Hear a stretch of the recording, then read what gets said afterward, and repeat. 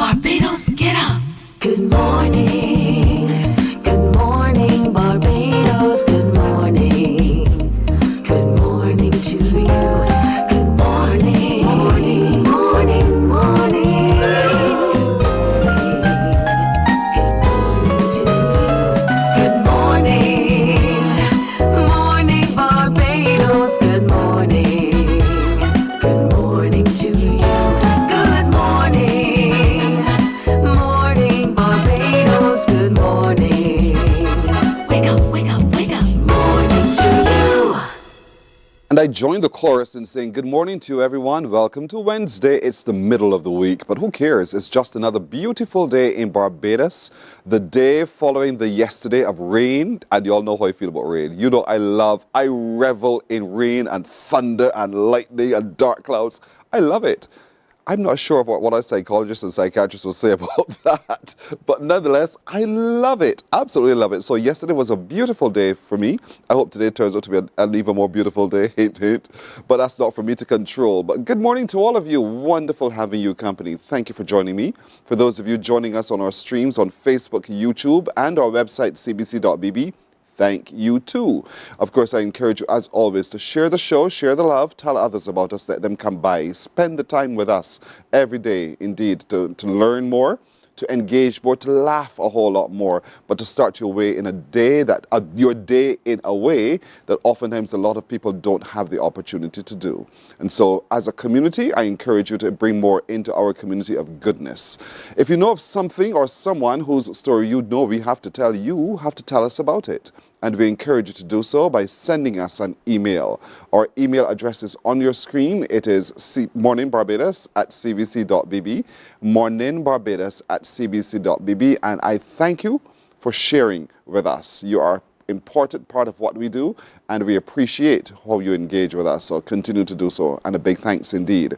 Now, coming up today on the 24th of September, we want to take a look, hopefully, when Dr. Corey Ford joins us, at some of those infectious diseases that have raised their heads yet again. And we'd like to know what those are, why it's coming back, and what can we do about it. So we'll take a detailed look at that in just a little while. Also, on Friday coming, the Department of Emergency Management is engaging with a section of our society for a big old-time bus ride, plus a disaster expo. We'll give you details about that because if it applies to you, you need to know more about it. So we'll share more about it with you today. In just a moment, we'll look at those who are struggling with recognizing the signs of when a loved one is having end-of-life thoughts, suicidal thoughts, and then feeling guilty ourselves when we don't know or spot the signs. What can we do? How can the system help us to help those who we love? We'll take a look at that as we continue our series looking at suicide prevention. The annual Walk for the Cure is just days away. The CIBC annual Walk for the Cure. You know about this. I know you're excited to find out where can you get your pink shirts, where you can make your donations, and just how can you get yourself ready, and for when, where does it start? Those questions we have for them. We'll ask those questions for you. So stick around to find out more about the annual Walk for the Cure event, about which we can all be a part. And just ahead of World Maritime Day, the Barbados Meteorological Services will join us because they're paying close attention to our ocean space, but they're using new technology to be able to do so. We want to explore all that's brand new, all that the ocean tells us, so that they can tell us what to expect as well. So that's what we're looking to do today on Morning Barbados. Karen Olivier, good morning to you. She sends a blessed good morning to everyone. Karen, we send a blessed good morning back to you. Pat Ben is always there. Pat, thank you for watching from abroad. We wish you a lovely day as well. She says good morning to the crew. Anthony Smith is sending blessings from the 718. You're in New York too, Anthony? Good morning, Anthony. Have a lovely day. The 246 sends it right back at you. Faye Roach from the north of the island. Faye, good morning to yourself as well. Have a wonderful Wednesday. She wishes everyone today a beautiful day. Thank you, Faye. Right back at you. Marcia Rock, good morning. She says good morning to all of the beautiful people. Wishing everyone a wonderful Wednesday and a blessed today. We send the blessings back at you, Marcia Rock. Have a lovely morning indeed. Thank you for talking to us. Rhonda Hines Graham, Sweet Rons, thank you. Good morning to you as well. She says good morning to everyone. Active Wednesday morning to all of us. She says we're aging, so keep active, show off. We know that's what you do, Sweet Rawns. So you keep it active, inspires us to keep active as well. Awesome Slayer, good morning to you. You're watching from Keswick, Ontario, Canada. Good morning to you. And there is the name, Annalita. And oh, that's a beautiful name. It's different. Annalita. Annalita, good morning to you. You are indeed an awesome slayer. Have yourself a lovely day. Thank you for watching us from Canada. Pat Codrington, good morning. She sends good morning to everyone. And I'm doing this because you are important to us. You took the time to say morning to us. We are taking the time to say morning back to you. Thank you so very much for reaching out. This is the way we like it. Talk among yourselves. Talk to us as well. Let's be a part of the conversation with you. Let's turn our attention now to talking about suicide prevention. And as usual, we have the woman who has been leading this. She is a co-lead of the National Suicide Prevention Program. She is, as we know, a consultant psychiatrist at a psychiatric hospital. And we know her so well, Dr. Joyce Sue. Good morning, Dr. Sue. Good morning. Good to see you again. It is. She's brought along another one of the co-leads of the National Suicide Prevention Program. And we met her last time. I told her when she walked in, they said, girl, you've become a TV star. You're showing up on TV quite a lot. Nurse, community health, mental health nurse. You are Keisha Sherland. I keep saying Sutherland. I don't know why. Keisha Sherland, good morning to you as well. And you brought along someone new to introduce us all to. Her name is Carol Griffith. You're a counseling psychologist, and you're also a member of the Suicide Prevention Program. Good to have you. Welcome. Thank you. Good morning. You're welcome. Good morning indeed. And so, Dr. Sue, let's get down to business, because it continues to be a topic that we all need to talk about. And we need to talk about it because it's slipping out of our gaze when our loved ones are showing us the signs of, I'm struggling with my emotions, I'm struggling with my own reality, my own sense of purpose, my own sense of belonging. And we miss those signs. Help us understand yet again, because we want to put into context the signs that we can begin to look for. Well, I'll start again with the obvious one. Persons talking about wanting to die, or persons talking about death quite a lot. So a preoccupation with death or having these morbid thoughts.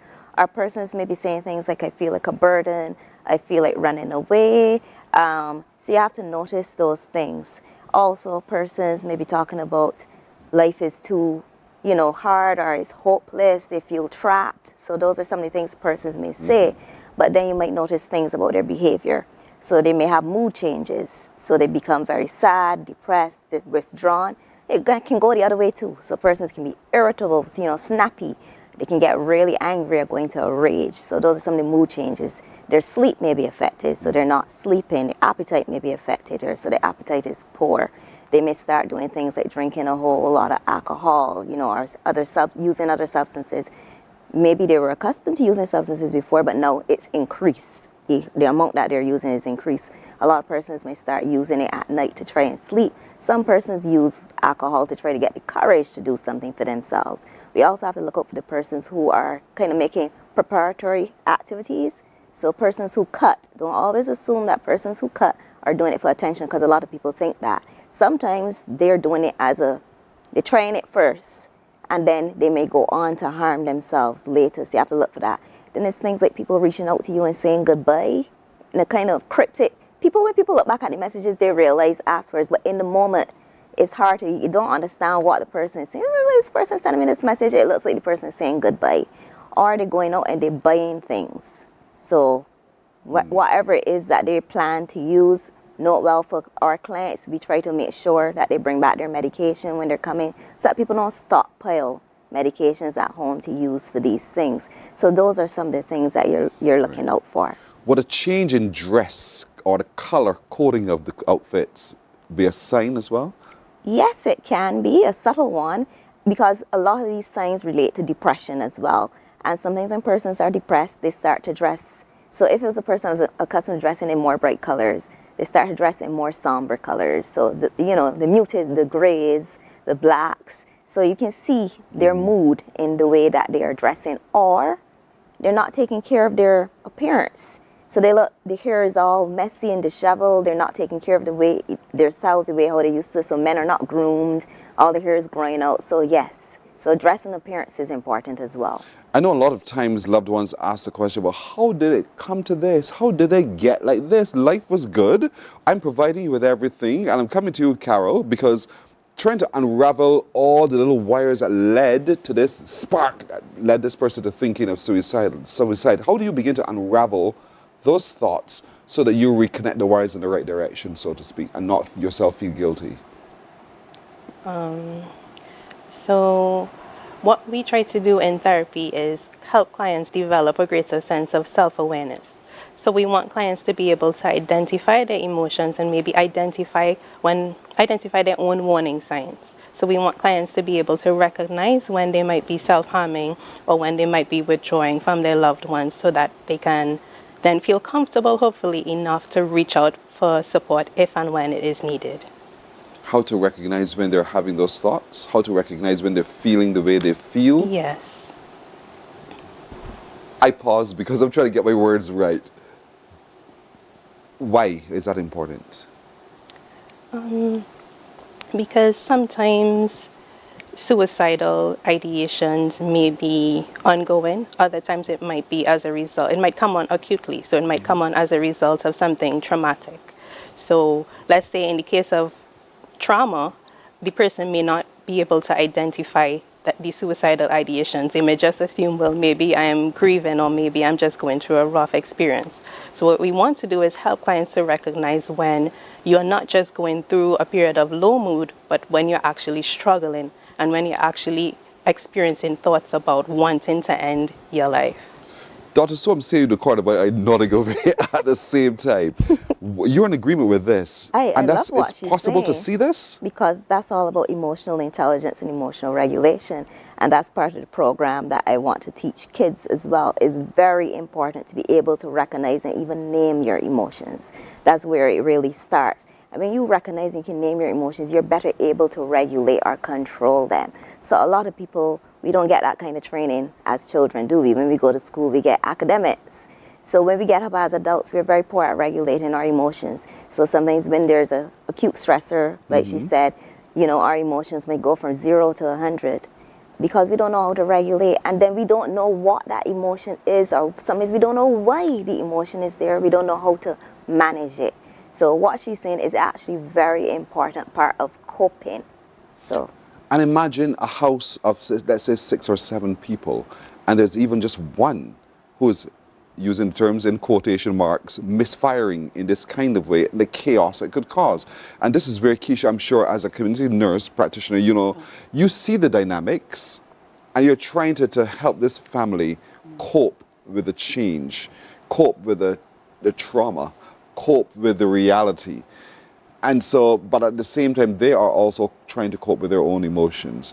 Let's talk about the dynamics in the house, the home, how the home is impacted when one person is thrown off. Okay, in terms of the home, you know, some persons may not understand, especially when you have a person that may be acting erratic, you know, or become withdrawn. You know, some persons in the family may not be sensitive to it. It's like, you know, why you drawing up in the house, why you in the bedroom all the time, and not be aware that this person is going through this challenge. So it is for families to be more sensitive to the individual in the household and know that something, recognize that something is not right, and to seek the help. So it will change the dynamic, because families may be curious, like what is going on, or sometimes we're so busy that we don't even notice unless it's a long time that something is going on with this person. So yeah. But the person finds it difficult oftentimes to reach out for help. They send cryptic messages, as Dr. Joyce Sue said, you know, and so that's a point of reaching out, isn't it? But they struggle to verbalize it sometimes, to be able to say, I need help. So why is it so difficult for that individual, while struggling, to say, you know what, hands in the air, I'm not coping, I need some help? I think one of the main factors here is stigma, as well as sometimes the myths surrounding mental health. So a lot of persons may have this idea that reaching out for help or saying that I'm struggling with a mental health problem is a sign of weakness. So a lot of people, when it comes to depression especially, they're telling you just snap out of it. So if you reach out to someone that thinks you can just snap out of something, you're not going to really get an empathetic response. So a lot of people are afraid to come right out and say I'm having these problems or I'm having suicidal thoughts because they're afraid of what reaction they will get from friends and family and even from colleagues in their workplaces. So they're ashamed to let people know what is going on with them. And that stigma around mental health stops a lot of persons from accessing the care that they need, especially accessing it in a timely fashion. So it's problematic. I feel a gender line coming here because Carol, talk to me a little bit from your practice. Do you see a gender line where more women are more prone to talk than the men? Yes. And this is because women tend to internalize just any situation that we might be going through versus men who might tend to externalize. So what that simply means is women may tend to actually take the time to sit and process what we might be going through, and we may be more open to sharing it and to reaching out to our support system versus men who have a tendency to simply just use external means. So whether that means meeting up with friends, going to the bar, going to play football, that's just a cultural trait that exists. Men take action. Yes. Women talk. Yes. That's the difference, and that's the whole point here. And so I'm sure, Dr. Sue, in all of this, you want our male folk to know it's okay to talk. It's okay to say, I'm actually vulnerable here. I'm actually not handling this situation as well as I thought I could, because the examples sometimes around us are not necessarily positive. We don't see our other male folk coping in the way you want us now to cope. And so they get all defensive. Men get all defensive, say, but I'm a man, I can handle this by myself. The boys will laugh at me if I go to the doctor. The boys will laugh at me if I turn up at the psychiatrist. And so you're saying to them, don't do that. No, because reaching out for help is a sign of strength. Recognizing when you need help is a sign of strength. That's a sign of very good mental health and self-awareness. So I don't want people to think that as weakness, and because you're a man, you're supposed to be able to handle everything on your shoulders. No, that's not what it's about. So yes, that's very important. And I have a client that carries me back to a client who has a support group of men. I think that's really great that men can have that kind of a group WhatsApp chat where they can talk to each other about their problems openly without fear of judgment. That is more needed. Women usually have those things, but men don't usually have that kind of support. And that's why what you said, when she said men tend to externalize, that's why men are usually the ones who complete suicide. So it's something that we definitely have to address. Fellas, we could do better than this, man. We could do better than this. Don't be afraid to talk. Don't be afraid to say, I need help. Don't be afraid. And I know, because I could be guilty of this here too. You know, I was talking to Peter. I was saying, you know, I thought with my own health, I thought I could handle this. Take a tablet, lie down for a few minutes, get up and get going. And then life delivered me a different blow. And so sometimes that's how we are. We tend to think we could self-medicate, we can cope until that moment of breakage comes, and then we don't know how to cope. If that is for the adult, imagine it for the child, the younger persons in our community. Let's talk a little bit about that, Keisha, the dynamics in the home again, where children are a part of this whole thing. And I know my folks will tell me to take a break. I'll take a break and I'll come back because I want to look at that, the perspective of the child and how we can begin to get into different techniques so we can help them handle life's challenges. We're taking a break. We're back in a moment. Morning, morning, morning. Good morning. Good morning to you.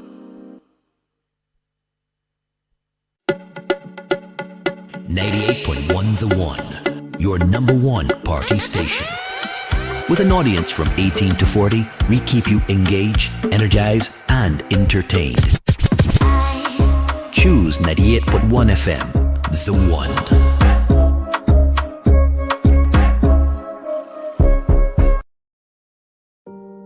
Hey there, it's Mahalia. I want to share something that might be really helpful. If you're feeling anxious, overwhelmed, depressed, or lonely and have no one to talk to, call Lifeline Barbados. We all face struggles at times in our lives. You're not alone. There's no need to feel ashamed or embarrassed. It's okay to reach out for support. Lifeline Barbados is completely confidential. No one else will know you called. They're there to offer a caring ear and guidance without judgment. And fellas, I want you to know asking for help is a true sign of strength. It takes real courage to reach out. You can also call Lifeline Barbados if you're worried about loved ones who are struggling and you need advice on how to support them. There's a saying, a problem shared is a problem halved, but not everyone has someone they can confide in. That's why Lifeline Barbados exists, to be there for you or someone you care about during tough times. Save this number. Lifeline Barbados is just a call away. Remember, you can reach out whenever you need to talk. Morning, morning, morning. Good morning. Good morning to you. 23 after the hour, we continue our conversation now looking at suicide prevention. How do we spot the signs? How do we create environments where people feel free to talk and share how they feel? And how do we not judge them as a household? How do we not judge them as a community? How do we encourage them, as a matter of fact, to reach out for help? And how do we receive when that reaches across the window to us and say, hold my hand, we want to hold their hand. We want to talk a little bit more about that in a moment. Plus, there's an activity coming up for us to learn more. But I'm joined this morning by Dr. Joy Sue, consultant psychiatrist, also by Keisha Sherland, community mental health social worker. Yes. Got that right. And Carol Griffith, counseling psychologist as well. Yes, and Keisha, please. before the break, I wanted to look at that other little tiny member of the family who we tend to say, sit in the corner, keep quiet, but who's also observing how we deal with our emotions and how that can also impact the dynamics as a social worker you see in a household. Talk to me about that. Yes, for sure. Because if you are in a family, there's erratic behavior, the child is seeing that and they're going to mirror it. Sometimes they don't even mirror it in the home. They go to school and mirror it. So then when the teacher comes to you, you're like, well, this child does not behave like this at home. But this is the behavior that they're seeing. Also, when you have children that might experience suicide, members who, commit suicide, they can become withdrawn. So you need to keep an eye on children because they grieve in a different way, especially young adults, teens, They will be in their room, they may have the pamphlet of the person, you realize that at times, you may be speaking to them now and they seem fine, and then the next 5 minutes, you may go in their room and see them, they look upset, they're crying. So these are some of the things that you look for, and as a parent, just try to be there. It's not always that you need to have a long conversation about the person that has passed. Just be there, just hold that child, just hold their hand, just give them a hug, because they are grieving differently. Whereas we as adults, we may cry openly and whatever, that child is going through their process, Sometimes children even ask God, like, why did you make this happen? Because I have a circumstance where my daughter, she lost someone to suicide. So she went through this process, of wondering like why, and thinking that maybe if I was closer to the person, it wouldn't have happened, because this is a childhood friend that she went to primary school with. Yeah, so these are some of the things to look. Trust me, I understand your daughter. I have childhood friends who's the root of suicide as well, and I've never forgotten it. It's still ever conscious in my mind. So the trauma stays with us almost for a lifetime. And so, but Dr. Sue, when you see your little one hurting and having these thoughts, you as the adult want to fix it. You don't just want to hold them and say, okay, it's always going to be well and cuddle. I want to change this. And sometimes we in doing so, we can harm the child. So there's this natural impulse to say, oh, don't cry.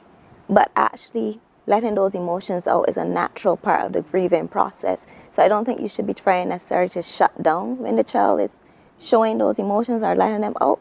But, just be, like Ms. Sherlin said, just be there to support them through the process, answer any questions, make sure that they're being taken care of, they're getting all their necessities. But you want them to show that emotion or to let that emotion out. You want to encourage them to talk about it. So maybe you start a casual conversation about the person who has died and get them to open up about how they're feeling, or to reminisce about, I like to do this, reminisce about some positive memories that you had of the person who has passed. So those kind of things, get them involved, because sometimes you're running around. Because make no mistake, the adults, especially if it's someone in the family, they're grieving too. They're struggling to cope with this as well. So sometimes it can be hard to remember that there's this child there who's also having these problems, because you're busy running around dealing with funeral arrangements, and it can be a very stressful time period. But please don't forget the kids. Yeah, don't forget them at all. How do you, Carol, as a psychologist, coax the child to talk to you more so that you get a chance to help them label how they feel and to begin to help them map their way back to good health, mental health? One of these strategies that I find most helpful is to use play. So play therapy, because I find that it helps the child to relax, to feel safe, to be vulnerable. So one of the things that I might also use is emotion wheels. So helping children to be able to recognize and to label their emotions. And you'd be surprised how much children would reveal once they feel safe and once they feel seen and just comfortable to share. Indeed so. And so therapy is possible. Therapy helps. Yeah. But the long term, because you have to cope with this going forward. And it's not just therapy fits, so you have the plaster on and the plaster will stay on for the rest of your life, because you have to get on with life. You have to get on with handling your emotions now. And it's not a quick fix. It takes time. Let's talk about that, Dr. Sue, in terms of long-term maintenance, so that we don't find ourselves slipping back into those dark moments of thought. So my goal when I am seeing someone is to empower them. So I don't just want to teach them skills for now, but I want to teach them skills for later. So in other words, I wanted to teach them if another crisis comes up, because you have a crisis now that has triggered you, but something else may come up. We settle that, but something else might come up later on. And I want you to be able to do, the initial things to help yourself even before you may get to see a psychiatrist or a psychologist or so on. So we teach persons those coping skills for future as well. So we build more resilience. So I think that is the important key factor there. So therapy is great. We deal with the problems that are happening now, but we also need to build that person's coping skills for future. And part of that too is teaching the person when to reach out for help and to access those resources. Because earlier we were talking about why persons don't reach out for help. Another reason is that some people feel like there's no help. They feel so hopeless, they feel there's no help out there, so what's the point? So they don't reach out. But we have to teach people, yes, it's okay to reach out for help, and to reach out for help at a certain point rather than waiting until later. And reach out for help every time. Don't think, but I've taken enough of the medication. I don't say that you're giving medication. I'm just saying that's how we tend to think all the time. A doctor administers you some pills, and you figure, okay, they say to you, take this amount of pill for this period of time. But I've used half, I feel better. I don't need to finish the prescription. And that is the approach. Would that be the approach that a lot of people tend to take when it comes to dealing with their own? You're nodding because you understand me. I've had enough. I think I got it now, and therefore I'm done. And you're saying, no. The course of treatment at times goes a little longer than you think it needs to go to.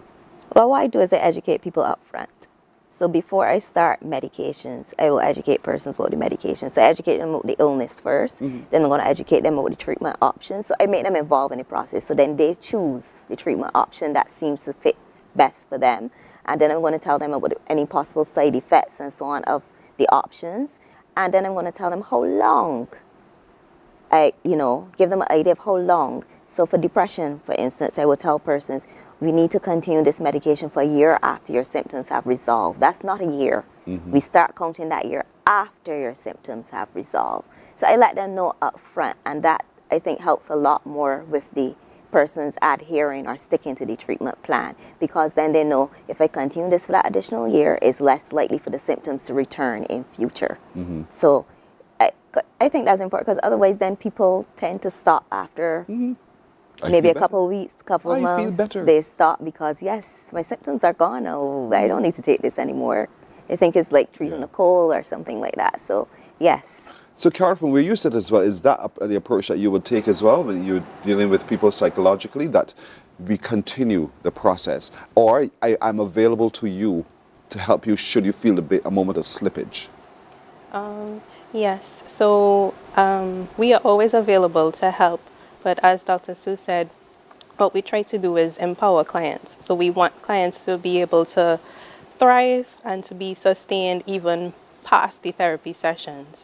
And so we do that by helping them to develop new coping mechanisms, or even tap into coping mechanisms that they may already have in their own personal toolkit, but just may have neglected, over the course of their lives. So we just want to create something that is sustainable and not just a crutch in the moment. And I'm glad we're saying all of this because I want folks watching to know there's hope. There's hope. It doesn't end at diagnosis. There's hope for reintegrating your loved one back into regular activity. We can manage this. That's the whole point. And so how do I, Dr. Sue, as a loved one, get stubborn Keisha, who knows she has a problem, to take an action? I will go with you. How do I begin to create that conversation? She knows I'm right about her. To create that conversation with her so that she sees the benefit of coming along with me because I want to help you. Well, first things first, I think it's all in the approach, the person, tone and body language and understanding. So if you don't have a good relationship with that person, it's probably not you that's going to get that person to cooperate. Because a lot of people, especially when it comes to depression and some other mental health conditions, a lot of people get frustrated. But if you show that irritation and agitation, don't expect that you're going to get cooperation from this person. You have to be patient. You have to be patient. So that's the first thing. So you have to be patient. You have to approach a person in a calm demeanor, a demeanor that tells them, yes, you are willing, you're open for talking about this, you're open to listen, because that's the other thing, you don't talk at the person, you're open to listen to their point of view, and then you offer that support. You say gently, I think you might need some help, more help than I can give you.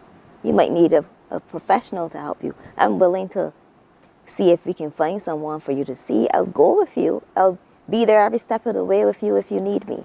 So then that's the route you go first. So it starts even before you open your mouth. Tone, body language. Watch your words. Watch your tone. Yeah. And that's so important. You're right. Because I know, and when that person out of my mind is having those kinds of dark thoughts, they don't want to be directed. They have a very clear idea as to what they think they ought to do. But what they need is that empathy and compassion and someone who says, let me hold your hand and show you where the light switch is. Let's walk together. Come, trust me. Trust me to take you back to the light switch. And once you build that level of trust and that person knows, I said, okay, left foot first, then right, then left, then right. Come, I've been making progress. And they feel that sense of safety. Then they are prepared to think. You're right. So it takes time even before saying, tomorrow at 9 o'clock, I have an appointment for you. Let's go tomorrow at 9 o'clock. Get yourself ready. It's more than that.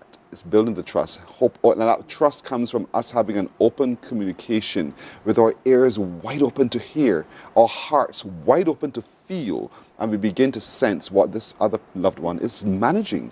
And we have that sense of compassion and understanding. I think that is so vital. We assume that life is the same way for everyone. Life is not the same way for everyone. Our value systems vary, even though we're siblings. Our value systems can be different. And so for us to have that sense of understanding of who we're dealing with and what we're dealing with. And if we need some assistance, we reach out to those who can help us to help our loved ones. That's so important. I can't underscore it enough. And so because it's so important, I know you're having an activity coming up on Saturday, Dr. Sue. Yes, the countdown. You want to is use my on. flyer? Talk to us about it. Yes, we're going to be having the last in our series of health fairs that introduces the Suicide Prevention Action Plan. It is going to be held at Mahika Playing Field in Spikestown next to the bus stand. And it's the largest of the 3 health fairs actually. We're having, even this week I've had exhibitors confirming that they're coming. Nice. So we now are up to about 28 exhibitors. Quite a number of people are going to be out there. Even the Alzheimer's Association took time out of their busy schedule because they have an event that day as well to join us. So that's how important people think this cause is, and I feel really proud to see the turnout that we're having for this one. But I'm going to let Ms. Sherlyn talk about the sponsors. Because while you're talking about it, we have the poster up on our screen. So for those of you who are listening while doing stuff, come to your screens, look at your screen.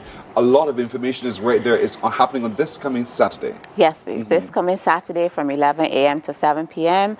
at the Mahika Playing Field. We're having face painting. There'll be jumping tent for the adults. There's a karaoke competition. We have great prizes and surprises. We also have tie-dye. We also have fidget spinner making and lots of exhibitors. And I want to just mention our sponsors. We have Carter's General Stores, we have Armstrong Agencies, Atlantic Marketing, PRC Bakery, Arlington House Museum, and so many other sponsors. We also have Aligned Life Flow, which is yoga. So we have all of these sponsors and all of these giveaways. So come on out. We're going to have a fantastic time. As Dr. Sue said, there are lots of exhibitors. So we have the Barbados Vocational Training Board as well. We have Guardian. We have Let's Unpack It, which is the Youth Mental Health Group. They will be there as well. Barbados Youth Advanced Corps. So many exhibitors, and we're going to have lots of fun on the day, so come on out. It starts early o'clock in the morning at 11. It goes till the sun has set at 7. Yeah. And so it's a whole day. You can spend as little or as much time as you want there at Mahika Playing Field next to the bus terminal in Speightstown. But it's for the entire family. And when we talk about hope, this is an activity that shows you how, and because it exposes you to what's possible. Sometimes in our dark thoughts, we don't think that anything is possible anymore. But this happens at a time to help you see what is possible. You'll be engaging with organizations that can help you find employment, to help you find the skill sets that you are not seeing yourself to be able to make ends meet, because sometimes that's part of the struggle. You'll be having talks with organizations that can help to reorder your thinking about a whole host of things. And then there's play. Then there's play. Bring the children down, face painting, and a whole lot more food and drinks on say healthy foods, healthy snacks, all of that, because it's all part of the whole. It's all part of the overall care, isn't it? It's all part of the overall care. But we want people to come and feel a part, not apart from. You are a part of a community of people who are living life to its fullest and want you to be a part of how they're living that full life as well. And so don't stay at home on this occasion. It's Saturday, Mahika Playing Field next to the bus terminal in Speightstown. It starts at 7. They're using all of that space. Over 20 exhibitors, more than 20 exhibitors, almost 30 exhibitors will be there, and they're waiting to welcome you. And so we want you to know that hope is real, help is available. So let's talk. Come to the fair, have fun, but let's talk while we're there as well. Dr. Sue, as usual, thank you. Thank you so much. Ms. Keisha Sherlin, thank you as well. You're welcome. Thank you too. And Carol Griffith, good to have you. Welcome back. We'll look forward to welcoming you back soon, okay? Once you come once, you have to come again. Thank you so much. All the best indeed with the activity on Saturday. You're welcome. We're back in just a moment. Morning, morning, morning. Good morning. Good morning to you. The economy of a country can be likened to the engine room of a factory, the place where the pistons stroke and the wheels turn. And as with a factory, the end result of this exercise is a product. In the case of a factory, it might be an item of clothing or a food or some other product that make our lives satisfying. With an economy, the product is the aggregate of all the goods and services produced in the country, and it's identified by its monetary value as the gross domestic product, GDP. Gross meaning the sum total, and domestic meaning within your own environment. Economic terms can be difficult for the average Joe, but if we are to understand the workings of the national economy, we must have a grasp of these terms.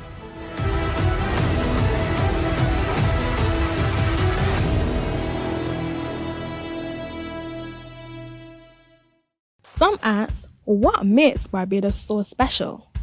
We at Mornin Barbados say it's you, our exceptional youth. You are talented, resilient, and inspirational. You are the epitome of the Barbadian spirit, testing the boundaries of your creativity. If you are an entrepreneur, Morning, morning. Good morning. Good morning to you.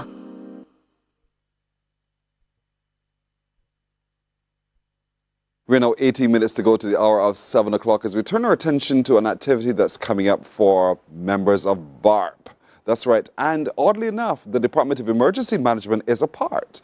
And you're wondering what's the relationship there. We'll share that with you now as we're joined by Program Officer Simon Aline. Simon, good morning to you. Welcome. Hey, good morning, Pearson, and good morning, Barbados. It's Good to see you, my friend. Indeed. And so, again, what's this relationship between the DEM and BARP and this exciting activity coming up? Right. Okay. So as you know, DEM is responsible for public awareness on natural hazards, well, multiple hazards. So one of the groups that we target along with young people would, of course, be our seniors, because we recognize that the needs of seniors have to be considered during any emergency or crisis. So what we're having this Friday, the 26th of September, we are having our DEM all-time bus excursion and disaster expo that will be culminating at the beautiful Farley Hill National Park. Yes. So this event is a free event, and we are so grateful to partner with BARP because, as you know, BARP is celebrating its anniversary. They have a number of activities, and we found it very important to include our seniors as it relates to what to do during hazards. What are the kind of resources that our seniors need to make it through these challenges? So we want to encourage everyone to come out to this event, particularly our seniors. I can say that this event is basically fully booked.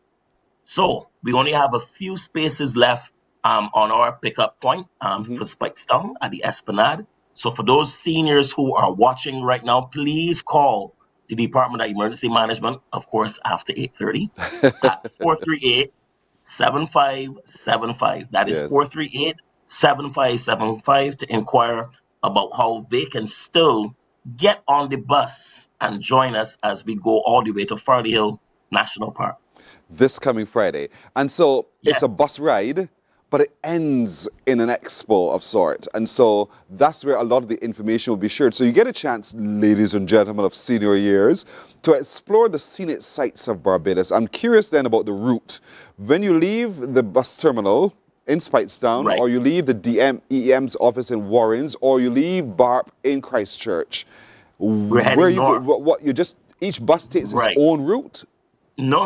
We're going to go in convoy along the northern parishes because obviously with the impact from Hurricane Beryl last year, there was a lot of damage on the coastal areas, and a lot of work is being done to make sure that our coastal areas are a lot stronger and they have the necessary breakwaters, etc. in place. So we want to travel along the northern part of the island, and then we go up and we end in Farley Hill National Park. So we're highlighting those areas. We know the areas that would have had a lot of storm surge activity. And it's very important to recognize that we're still in the hurricane season. So we've seen some development of systems off the Atlantic heading towards the Caribbean, but we've been fortunate that they have veered off of Barbados and head other places. So we want to remind people, especially our seniors, that DEM, along with BARP, is here for you. And we identify our seniors as vulnerable groups in our society that require the assistance. So I want to take this opportunity to thank all the members and staff of the Department of Emergency Management, my director, Ms. Carrie Hines, program officers, Mr. Griffith, Ms. Johnson, as well as Julia Rollins-Bentham, and our consultants. We have Tonia, we have Carolyn, we have Antoinette, we have Nathan. Thank you so much. And of course to the team at BARP. I want to thank Mr. Aline and of course Mrs.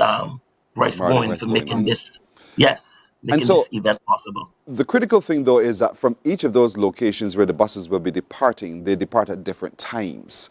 So, and they're departing from different locations. They're departing from different locations for convenience. So let's talk about that, because I don't want seniors to miss that opportunity and to miss the bus. Really. All right. To miss the bus, literally and figuratively. Yes. So from 9 a.m., buses leave the BARP headquarters at 9 a.m. and then they also leave the Fairchild Street bus terminal at 9:30, as well as DEM headquarters at 9:30. And the final bus, we join the bus leaving the Spikestown Esplanade at 10 a.m. Now, what is very important, the reason why we told people to call DEM is that the seniors who would have expressed an interest, and we have their names and their numbers, they receive a purple wristband. This wristband is very important so that we can monitor our seniors, because we're taking them out for the day. We're going to have lots of exciting things happening, like dancing, music, and of course, a number of booths, information booths from partners such as the Barbados Fire Service. We also have the BDF emergency medical team that will be there. We also have confirmation of the National Disabilities Unit and others who will be in Farley Hill with their booths. and they'll be sharing information. There'll be presentations, and we also have the Barbados Museum and Historical Society with a very special presentation. This is 70 years after the passage of Hurricane Janet. Yes. So I'm quite sure that our seniors will be very interested in sharing what they went through, how the experience of Hurricane Janet was for them. This is going to be fantastic. I suppose then, since you're traveling on the West Coast, basically, and right. looking to see how sea surge has been impacting our coastlines, Yeah, that storm there'll be narrated tours. Will you have people on board each bus telling people where we are, what it is, and that kind of thing? Yeah, definitely. We have members of the BCBRA and, of course, DEM staff members, myself and the others, who will be on buses that will share information Nice. about the impact of Hurricane Beryl on those particular areas. So, yes, and please, Pearson, I know you may not consider yourself to be a senior, I but do. you're more than welcome to join us. Oh, I'm a senior know? already, trust me. I'm not too ashamed to say that at all. And so, you know, as a guest of mine said last week, he says, we are of a certain vintage. And so this vintage is pleased to be a part of the bus ride, it's a privilege. which is, the old-time bus excursion. And I suppose you're encouraging people, the folks who are riding along, to bring their own refreshment, right? Yes. You know, you can pack your little mini cooler or your mini picnic basket, bring your snacks, you know, bring whatever things that you need to make yourself comfortable. Yeah. Farley Hill is a really good location. It's beautiful. We have the bathrooms, you have your picnic benches. It is very comfortable and it's very cool. One of the things I love about Farley Hill, because of the breeze, is very cool, a nice place to relax. So we're inviting all of our seniors to come out. Health checks will be done there as well. So if you want to check your blood sugar, blood pressure, and so on. So it's going to be a great day, and it's all for our seniors. We love you. We appreciate your contributions to building Barbados. So we want to celebrate you and, of course, share some timely information about disaster preparedness. That's a good point at which to end. Simon Aline, Program Officer with the DEM, Department of Emergency Management. Well done, my friend. And may Friday work so well, you have to do it again the next Friday. Thank you, man. Okay. Thank you so much. Welcome, my brother. Simon Ali, right. Program Officer with the Department of Emergency Management. Remember, this is a relationship between the Department of Emergency Management and BARP. They're taking our seniors on a scenic old-time bus excursion. Then they're ending it with a wonderful expo, indeed, at Farley Hill, a chance for them to get to know more about preparedness this hurricane season and for other disasters that might occur as well. So it's a wonderful opportunity for them to see the coastline, to feel the breeze at Farley Hill, to really have a good time communing one with the other. It's a day out. And so we want all of you seniors, and a number of you have already done so. There's still a few spaces left, but you need to call the Department of Emergency Management to book your seat and get on the bus. Thank you so much, Simon. We're coming back right after this break. Morning, morning, morning. Good morning. Good morning to you.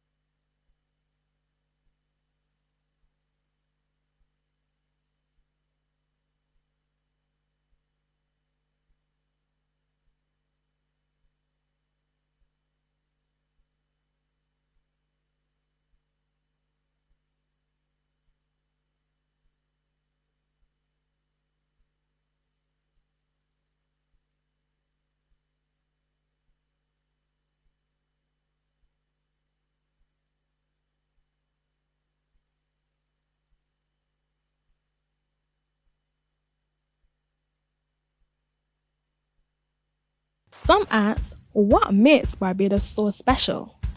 We at Mornin Barbados say it's you, our exceptional youth. You are talented, resilient, and inspirational. You are the epitome of the Barbadian spirit, testing the boundaries of your creativity. If you are an entrepreneur, artist, baker, designer, author, or have done anything you think should be highlighted, email us at morninbarbados@cbc.bb. Let us show the world our exceptional Bajan youth.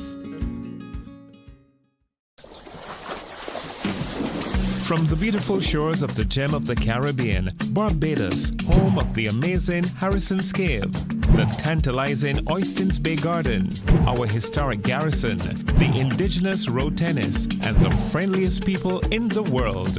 We are 94.7 FM, the ultimate Bajan experience. There is a saying, you can find a Bajan anywhere. Are you a Bajan living abroad? Or do you know of one who has migrated to another country?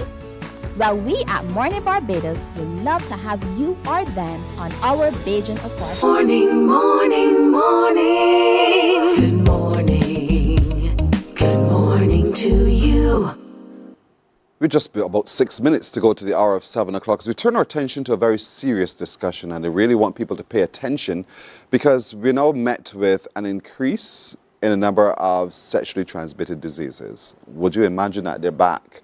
And so the hospital is dealing with it. Our medical professionals on island are dealing with it. And we're happy to be joined this morning by Dr. the Most Honorable Corey Ford, who is the Director of Clinical and Diagnostic Services at the Queen Elizabeth Hospital. Dr. Ford, good morning to you. Good morning to you. What are you seeing? Okay. Just say it plainly so everybody gets it. I'm going to say it plainly.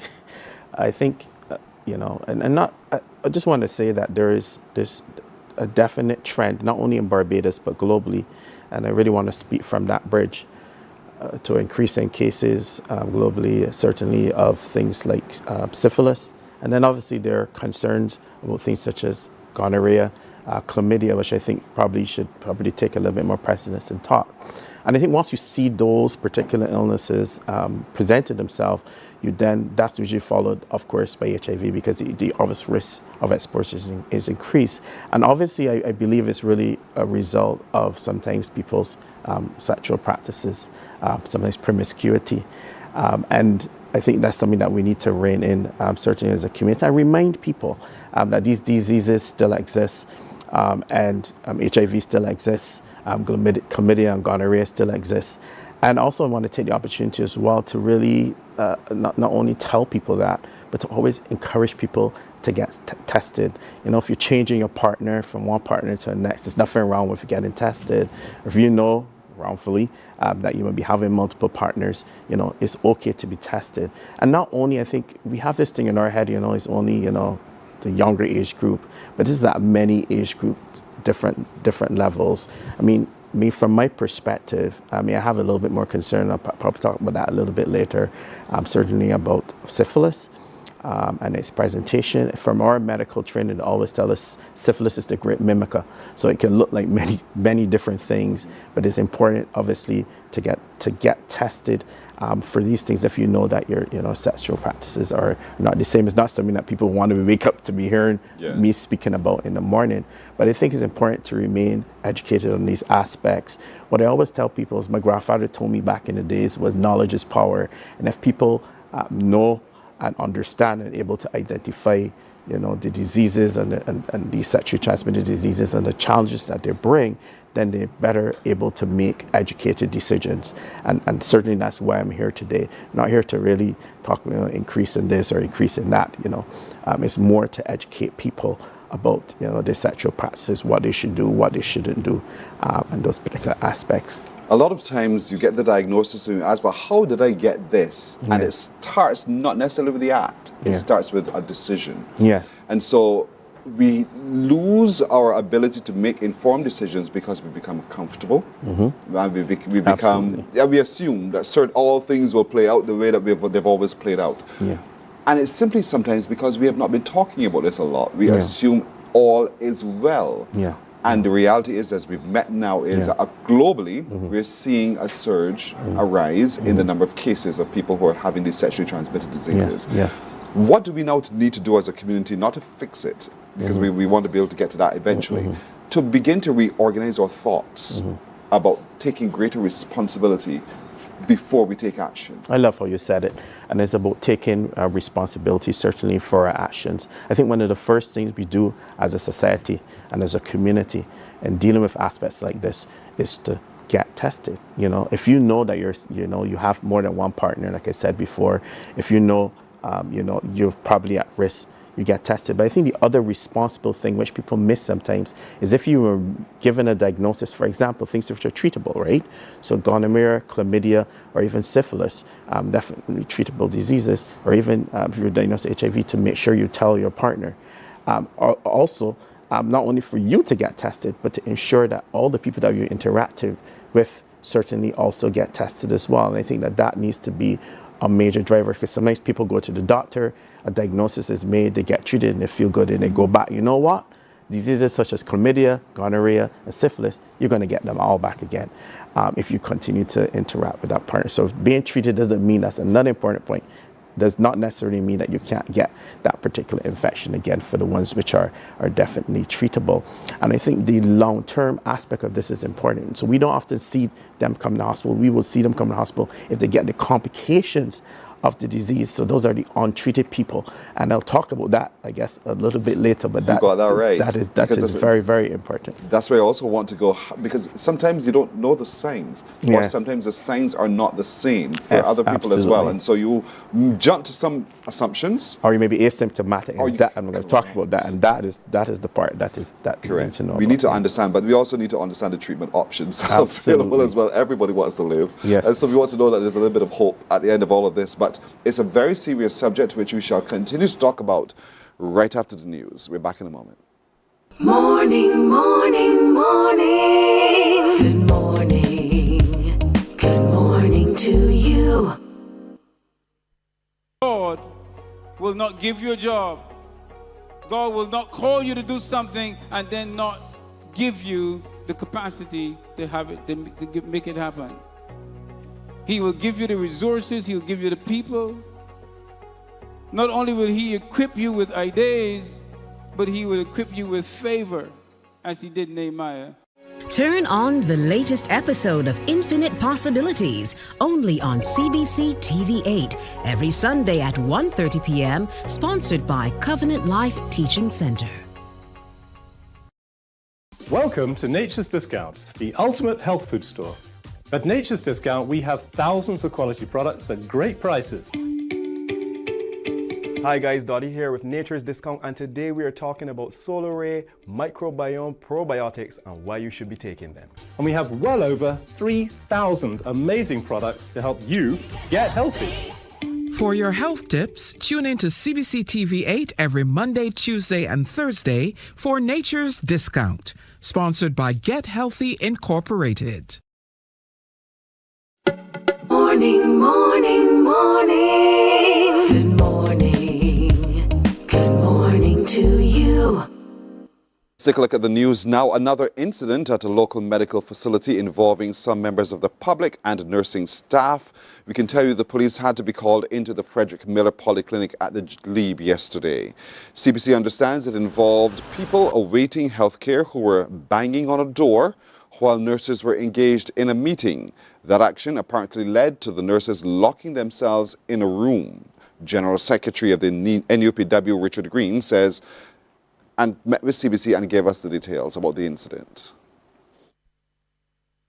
Nurses were having a briefing meeting, and parents, alleged parents of persons, of patients, violently approached the door and started banging on the door of the room where the nurses were congregating to have a briefing meeting. Subsequently, it required the action of the security, and then the police were forced to respond to the Glebe Polyclinic here to bring some order. Recall that on Monday, the Nurses Association condemned the alleged assault of a nurse at the Randall Phillips Polyclinic in Oistins, reportedly by a patient who had a heated debate while a child is being vaccinated. The General Secretary says increasing acts of violence and disrespect of healthcare workers is unacceptable and must come to an end. Our approach prior to law enforcement will be very much similar to what we do as an organization in advising the public and letting the public know. Just in industrial relations, there are ways and areas for recourse that the first response is not one of taking action on your own. That if you are dissatisfied with or aggrieved by the quality of service that you have received in the public health system, that there's a procedure that you should follow to have some redress, but not you as an individual take action against a public health worker that is violent or even disrespectful. Government continues to boost its efforts to get more self-employed people to contribute to the National Insurance Scheme. The NISSS launched a self-employed unit at the Radley Court Centre, Upper Cullimore Rock. That space cements the focus on self-employed individuals and was opened by the Minister of Labour, Social Security and the Third Sector. Here's Anesta Henry with that story. The work of this self-employed unit at the Radley Court Centre, Upper Cullimore Rock, St. Michael, is about empowerment, accessibility and protection. Established with a full cadre of staff, the unit ensures no worker is left behind in the social security system. It is the beginning of a new journey for the National Insurance Social Security Scheme and every self-employed person who lives and works in Barbados. All the scheme needs to do to make sure that there's a level of viability and that you can get benefits from your earnings is that in a particular year, you have contributed not less than $1,200. And we say not less than $1,200, not because we want persons only to contribute $1,200. Remember that your pension is going to be dependent on your level of contribution. Self-employed individuals can pay contributions daily, weekly, monthly, or annually. The $1,200 minimum contribution must be paid by January 15th, and authorities are working on making it possible for people to pay their contributions online. By next year, 2026, we expect that along with I think there were 8 benefits that were shown on the screen, employment injury will be added. I spoke to that very specifically and directly when I spoke to the country in Parliament. And so the matter of employment injury will also be part of the benefit system. And an individual can now be registered as employed as well as self-employed. Your employment income may take you to a point. You may want to reach the maximum in terms of contributions. You are now able to add your self-employed earnings to your employment earnings. Chief Executive Officer of the NIS, Kim Tudor, says self-employed people stand to benefit making contributions to the scheme in times of illness, maternity, or retirement. When income is interrupted and they're left without protection every worker deserves. So what we did to strengthen the unit beyond the office-based staff, the NIS has introduced a cadre of national insurance field officers, and these persons will lead our community engagement. They are the face of NIS in communities across the island, guiding self-employed persons through registration, answering questions, and ensuring that protection is accessible and straightforward. Research shows less than 15% of self-employed people contribute to the scheme.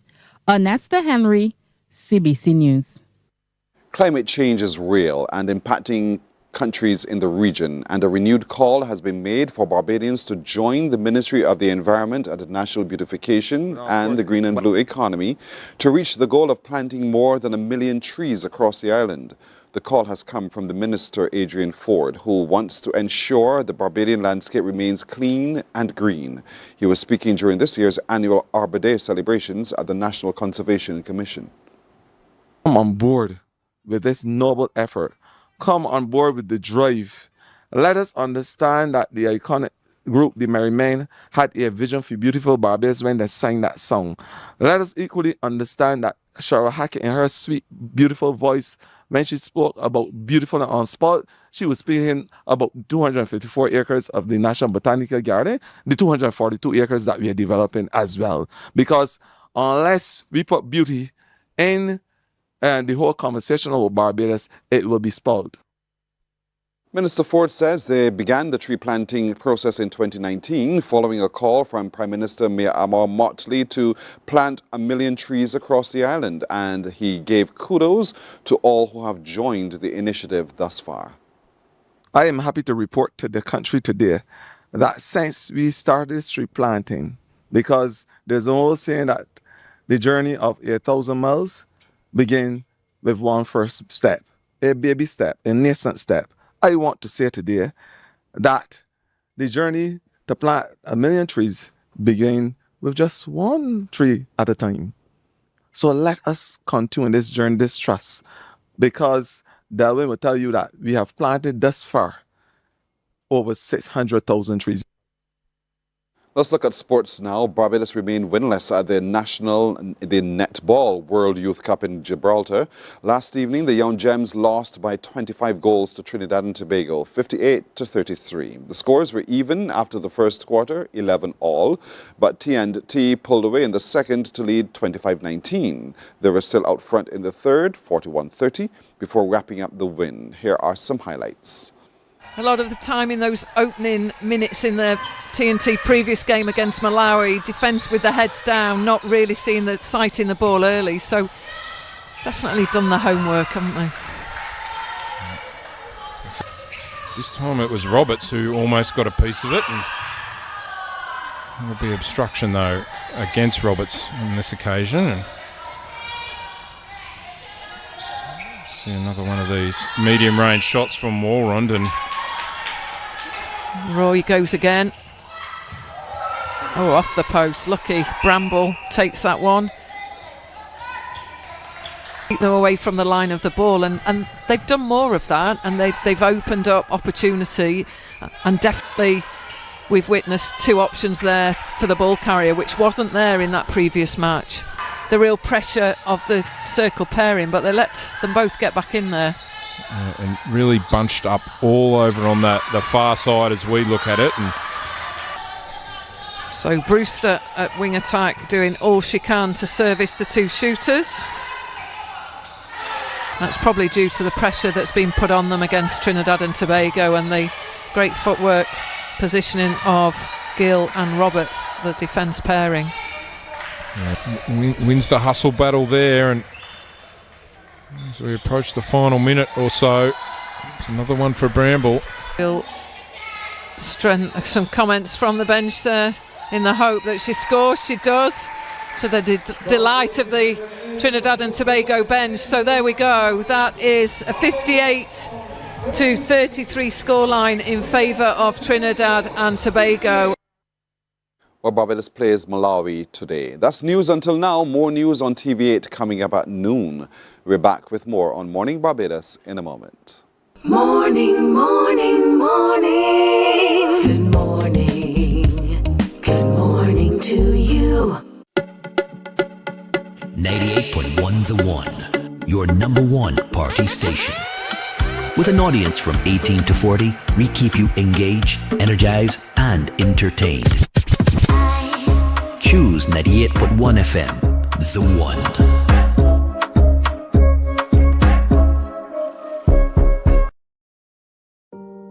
Hey there, it's Mahalia. I want to share something that might be really helpful. If you're feeling anxious, overwhelmed, depressed, or lonely and have no one to talk to, call Lifeline Barbados. We all face struggles at times in our lives. You're not alone. There's no need to feel ashamed or embarrassed. It's okay to reach out for support. Lifeline Barbados is completely confidential. No one else will know you called. They're there to offer a caring ear and guidance without judgment. And fellas, I want you to know asking for help is a true sign of strength. It takes real courage to reach out. You can also call Lifeline Barbados if you're worried about loved ones who are struggling and you need advice on how to support them. There's a saying, a problem shared is a problem halved. but not everyone has someone they can confide in. That's why Lifeline Barbados exists, to be there for you or someone you care about during tough times. Save this number. Lifeline Barbados is just a call away. Remember, you can reach out whenever you need to talk. Books open your heart, your mind, and your soul. They are educational, entertaining, inspiring, and motivating. Morning, morning, morning. Good morning. Good morning to you. We're 13 after 7 o'clock as we continue our conversation with the Most Honorable Dr. Corey Ford, who is himself the Director of Clinical and Diagnostic Services with the Queen Elizabeth Hospital, as we look at the rise in some infectious and sexually transmitted diseases in the region.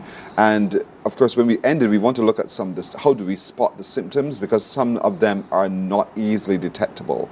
Let's break that down, Dr. Ford. Yeah, so I'll break it down, make it really simple, not complex for the public. So I just want to start off by talking about chlamydia and gonorrhea, which can actually be, especially chlamydia, can be asymptomatic.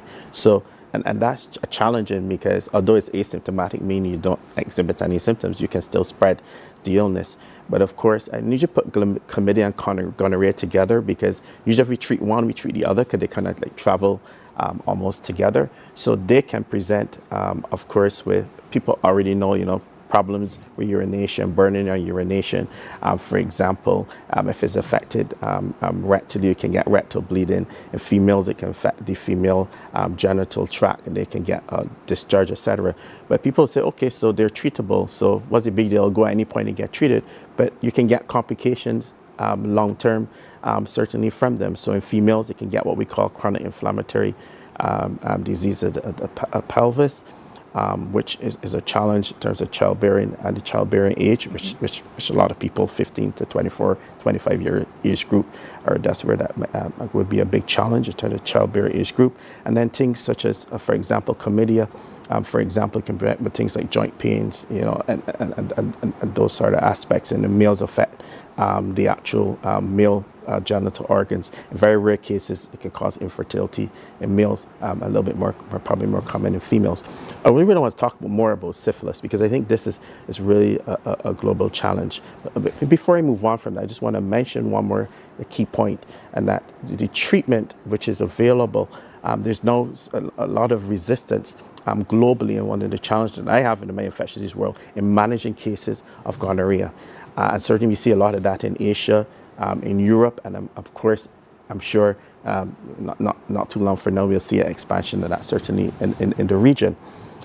As I said before, I want to talk a little about syphilis, because syphilis is a bit different, and one that I think is the great mimicker. So the physicians have to be very alert and be very apt at deciding when to test for this one. So syphilis, after you come in contact with that individual, you can get this little, I would call it for simplicity, a little bump. And it may be on the genitalia, maybe in the mouth, wherever the inoculum is, I tell people. So it's not only, on genitalia, it can be rectally, it can be internal, and the problem with it is it's not painful. So for people, if it's not painful, it's not a problem. And so it can go on. That's the first kind of like phase of the disease, and then it disappears after a few weeks, like up to about 6 weeks, can disappear, and then the other phase comes. So that can be with normal things. It looks like anything. So you can get lots of lymph nodes. People can get partial hair loss. You can get headaches. That sounds like anything. You can get headaches. But another common thing at that phase, you can get lesions in the palms of the hands and the soles of the feet. That's the more obvious one that was sent you to the doctor. But remember, I just mentioned that the other things can happen, which look like a flu. You can get a bit of throat problems, etc., or sore throat. So it looks like that. But the problem with being untreated is not only you can infect people, but you can move into the other phase where it's latent. So those first two phases of the disease really are the phases where you can really infect people, like greater. So when you move into the latent phase, the disease is still there. You can still transmit the disease, a little bit less so, but that's where the trouble is brewing, because now you can attack your organs, your cardiovascular system, causing problems with the heart valve, or even the big vessels within the body. It can also affect the brain. So you see people, when we evaluate people for dementia, we often check for syphilis, because it's one of the fall-offs long-term of that. It can affect the brain and the lining of the brain as well.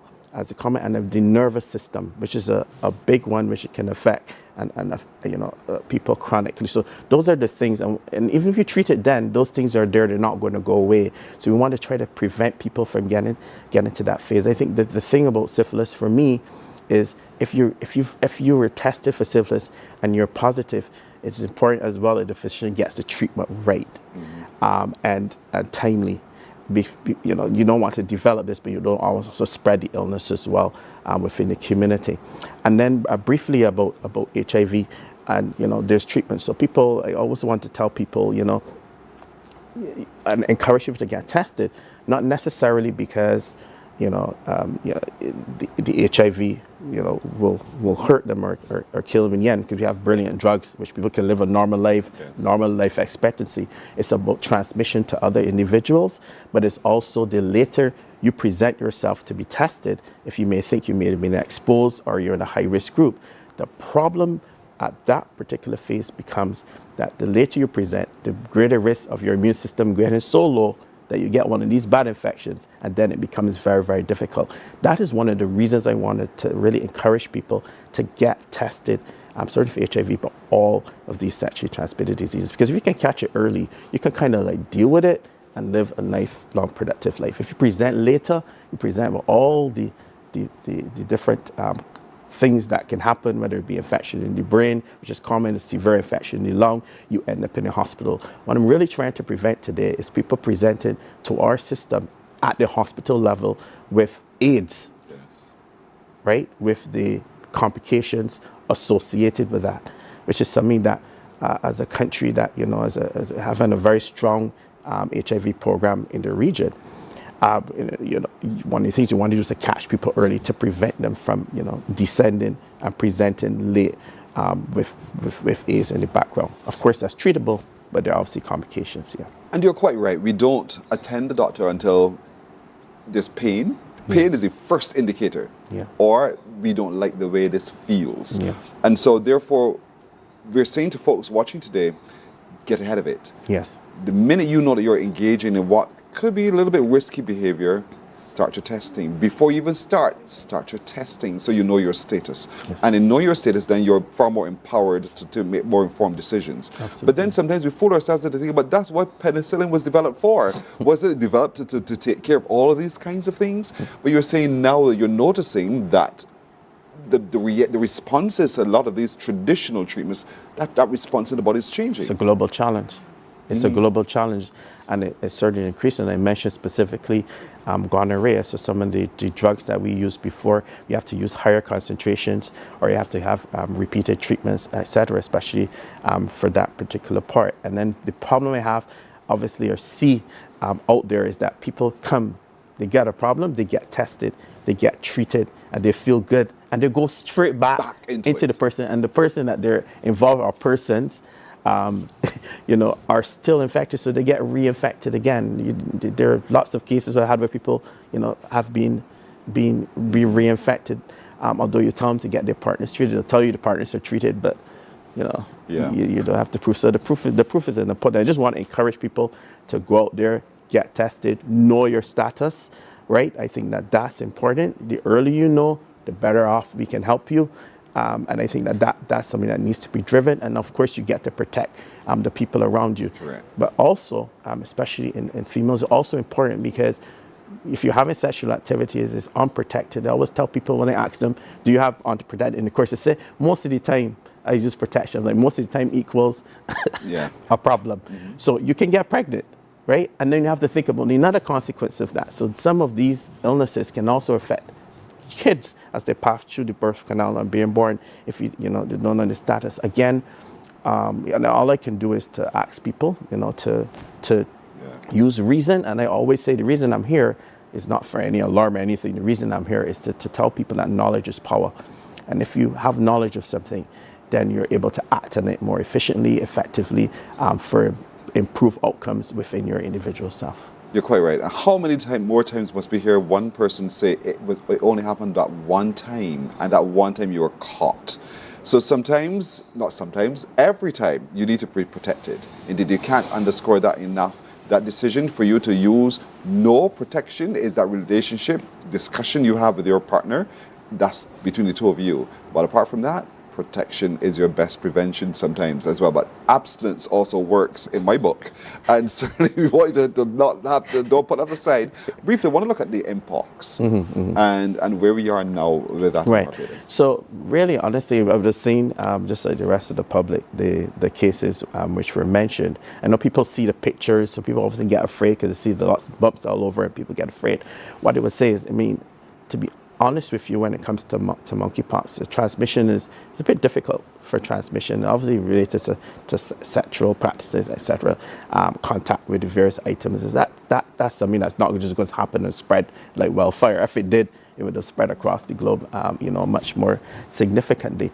And most of the persons who are monkeypox need to mention this to the public so they understand. So knowledge is power. Most people who are infected with monkeypox, they don't go to hospital, don't have to be admitted to hospital. People don't know that. The challenge with monkeypox, certainly with the different clades that you see in Africa, was really the effect it had on kids and deaths in kids. That was really one of the biggest challenges over there for many, many, many, many years.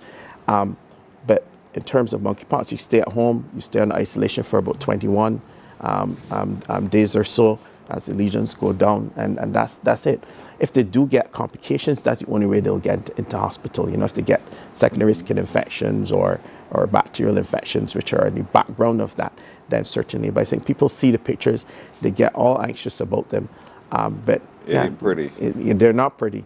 We get anxious about them too, but in understanding the disease, the disease trajectory is really about protecting public. And everything goes back to responsibility, being responsible citizens, being responsible people, educate your people. A few weeks ago, a church called me in to talk with SDAs. I was very impressed by that.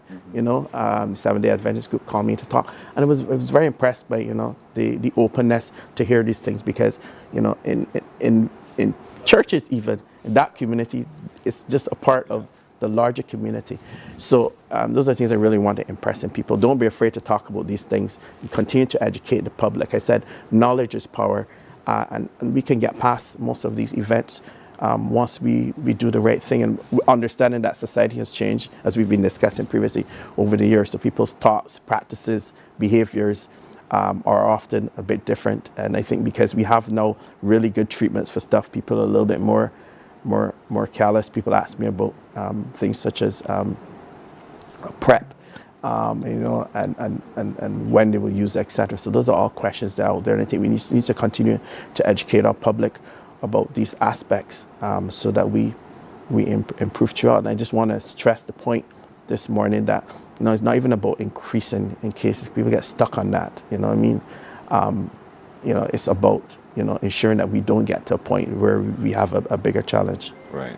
And it becomes unmanageable. Yeah. Thank you so much, Dr. The Most Honorable Corey Ford, at the phone rang at the right time. Thank you so much for joining us this morning, and we wish you well. Thank you so much. Thank you. You're welcome. We're back in a moment. Morning, morning, morning. Good morning. Good morning to you.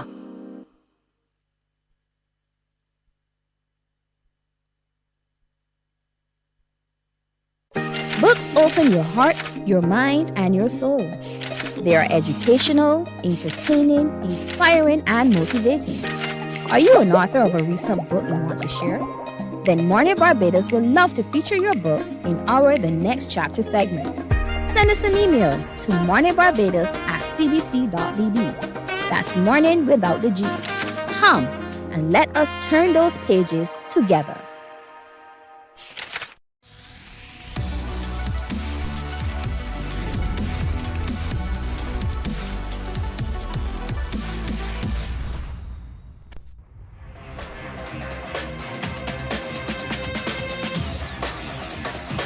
Week after week, Scald presents exciting reports and documentaries on the most varied topics of our time.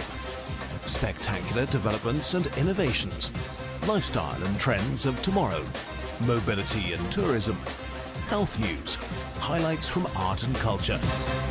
Each contribution grabs the viewer with extraordinary images and stories and takes him into fascinating worlds which he experiences here exclusively and up close.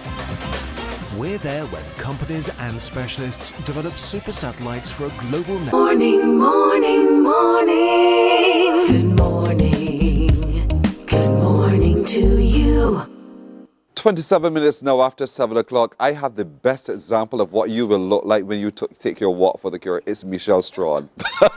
Michelle Strawn is dressed in the part today. That's and correct. That's because CIBC continues its flagship campaign in association with the Barbados Cancer Society, the Barbados Breast Screening Program, and a whole host of other partners to raise awareness about cancer and how we all together as a community can just walk or run, stand up, contribute, and be a part of the movement to finding a cure. And so Dr. Shirley Jagru is almost like the face of all of this. For so many years she's been doing this. You're the chair of the breast screening program. Good to have you, Dr. Jagru. Thank you very much. Good morning, Barbados. Indeed so. And you, as part of the program manager who's managing the Walk for the Cure, Yes, Michelle. I'm the walk manager. Good morning, Barbados. So you see, she's dressed the part. I know a lot of us as Barbados look forward to this every single year.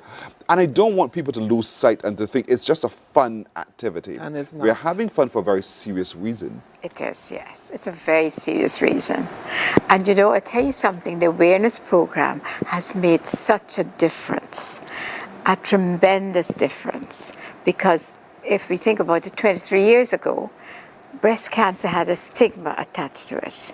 People would have breast cancer and it would fungate and they hid it because there were so many things involved, but the stigma was there. Now that is no longer so.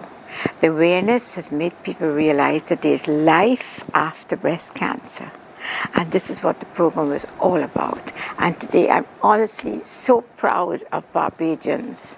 We've set the pace for the Caribbean, you know. We've got the best program in the Eastern Caribbean for breast cancer early detection. We have a one-stop clinic with all the state-of-the-art equipment and staff, very highly qualified staff, for detecting cancer early. And we know today that, okay, we're not sure of the cure, complete cure. We're still not 100% sure of the exact cause of breast cancer, but what we do know for sure, and that is, if detected early, your life can be saved. And this is what the whole objective of this program has been.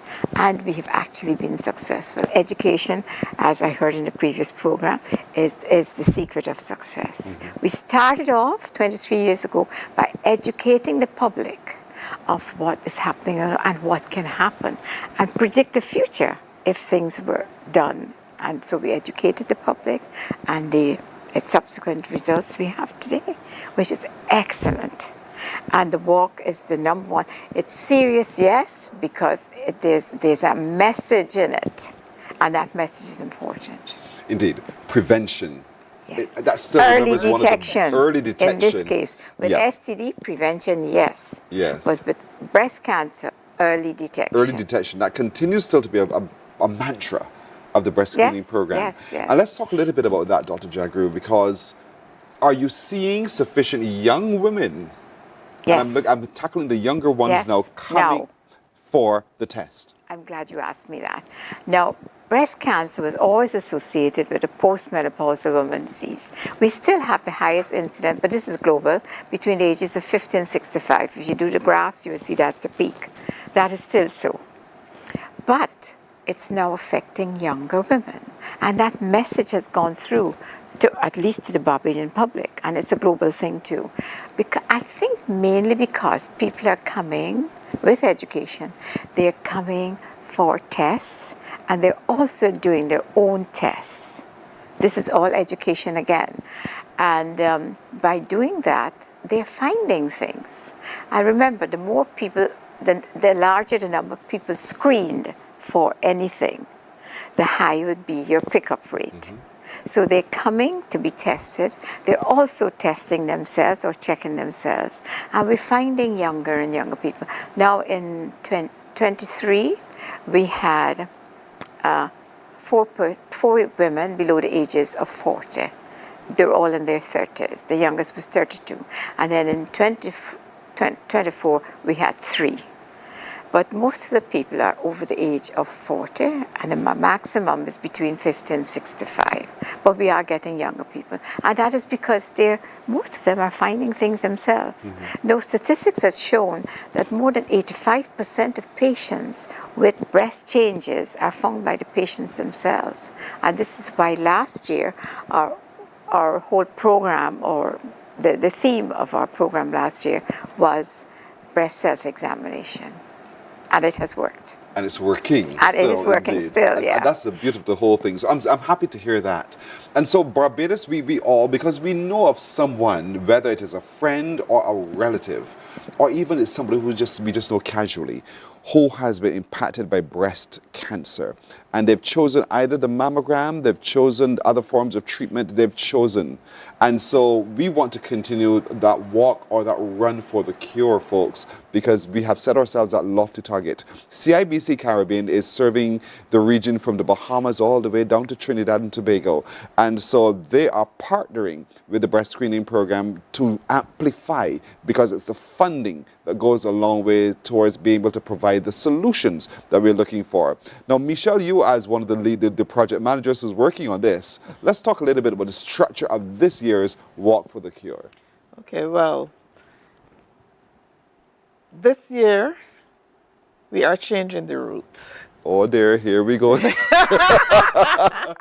are you going now? We had some consultations, and after, a few years, we've had some persons, with the roads, all the roads being closed off, it was a little difficult for some persons. So this year we've looked at it, and we have agreed, after consultation with the police and whoever, we've agreed that we're going to leave CBC Warrens. We're going to head east up to the Clyde Walcott roundabout, which is the Huddleston turning roundabout. Right. And then we're going to turn and come back down, because that stretch is about just over 2 kilometers already. You're going to come back down, and then you're going to go straight back into the Massey Car Park by going by Saul Warrens, passing Chafet, and come around that way. CGI Tower, through by KFC, and come around at the back.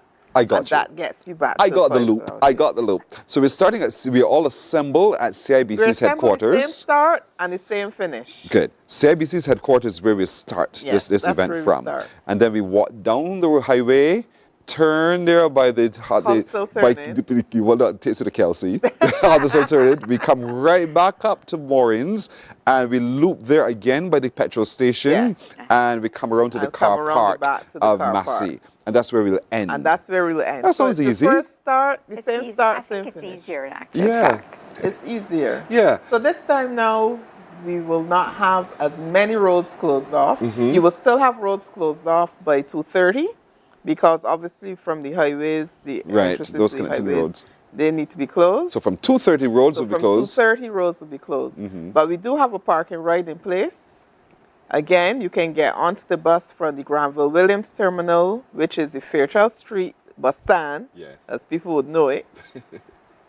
Or you can park at Sky Mall in Haggett Hall, or at QC, Queen's College in Husbands. And be shuttled in. And they'll be shuttled in by bus. The bus fare is $3.50, which is good, because usually it's more. So we thank the transport board You for that. spend that on a soft drink. Spend that on your shuttle service. That's correct. And that's one soft drink. And you had a whole shuttle service. Imagine that. That's correct. That's a no-brainer. It's a good investment. Yeah, and the first bus leaves about 1:15. Coming to Warrens before the walk, we're trying to get the last bus to leave about 3:15. I mean, depending on how many people are there, the transport board normally leads that. So you don't have to worry. You won't be left back behind. And then going back to those venues, the first will be around 5:30, and then the last bus leaves Warrens back to those venues at 7:20. Okay, I got you. Now, the other part that people love is what you're wearing. Yes. Everyone wants to show their support, and this is where you begin your investment into the solution, ladies and gentlemen. That's not just by correct. showing up, by monetary donations go a long way. So talk to me a little bit about new designs, new every gadgets? Year, yes, every year we have a different design. And we want to say thank you to Gildan, because Gildan provides the shirts every year. And this year, another change. This year, we've gone with the light pink. Okay. Because we weren't able to get the fuchsia. Right. And it is a lovely pink. So people are liking it. So we have the light pink this year. And the theme. The theme is breast cancer doesn't choose. That's right. And it can affect anyone. No one is. There's a male here in the middle because breast cancer affects men as well. But So men you are have also the female. affected by it because we are part of the family. Part of the family. And so we are in the middle there because we're in the middle of this conversation. We are in the middle of the solution. We are in the middle of how we manage. And that's the whole, yes, I'm sorry. Very good. Very good. That's the truth indeed. It is true. It is Yes. true. So breast cancer doesn't choose. So obviously we need to make sure that you get your checks. Come get your mammograms. Give us a call. 436-8888. That's the breast screening program. Or you can call 228-0027. If you want to get your shirts, come into it. You can contact me or my team, Eldorn, or Christian Paul, or Betty, or the team at breast screening, working very hard on this. But you can give us a call at 284-9876. 284-9876. Call and you place your large orders because you're encouraging companies and church groups and organizations to come out en masse. That's exactly correct, and that's what we're getting. Every year we get a set of sponsors that come out every year. We say thank you to them, and then we get a number of companies that will. Some may say, okay, well this year we're going to skip.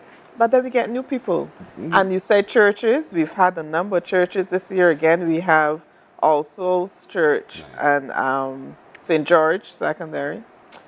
George Church. Church. They're on board.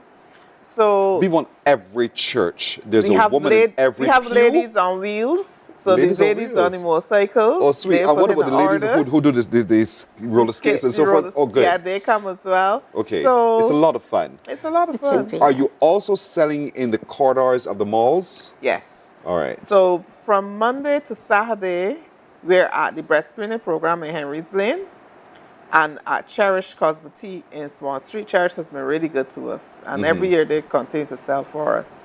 And then on Saturdays, we have Sheraton Mall. We have the pop-up at Sheraton Mall. Or we have Massey Warrens and Massey Sunset Crest. So that's where you get. And you don't only get the shirt, you can get the hat.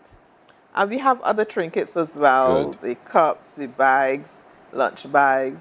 So as I do with my godsons, for them, for me, it's part of awareness for them. You have a mother.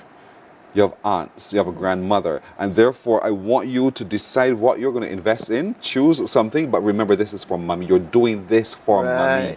Good. And so we have those kinds of conversations. Trust me, I want parents as well to have conversations with the younger one.